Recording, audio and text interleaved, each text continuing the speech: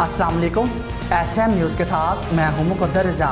SM news studio में खुशामदीद। खबरों का सिलसिला बढ़ाते हुए खबरचान करते हैं गुजरांवाला से दिन दिहाड़े डकैती की वारदात। कार सवार 4 मुसल्लह डाकू सरिये की दुकान से लाख रुपए नकदी लूट कर फरार हो गए और फुटेज वायरल हो गई। वाक़या थाना सिटी कामोकी के इलाका GT रोड में पेश आया, जहाँ पर एजाज नामी दुकानदार अपनी सरिये की दुकान पर बैठा हुआ था कि उसी दौरान कार सवार 4 मुसल्लह डाकू दुकान में घुस गए। सलाम लेने के बाद डाकुओं ने असला तान कर वहाँ बैठे तमाम अफराद को यरगमाल बनाकर लाखों रुपए नकदी लूट ली।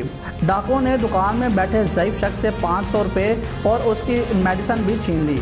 वारदात की फुटेज SM न्यूज़ ने हासिल कर ली कि जिसमें देखा जा सकता है कि डाकू दुकान में आते हैं और एक डाकू दुकानदार से सलाम लेता है और बाद में पिस्टल निकाल लेता है कि जिसके बाद इनका साथी दुकानदार की कुर्सी पर बैठकर दराज से 3.5 लाख रुपए नकदी और दुकान में बैठे हुए ज़ईफ़ शख्स से 500 रुपये नकदी और इसकी मेडिसिन भी छीन कर फरार हो जाते हैं।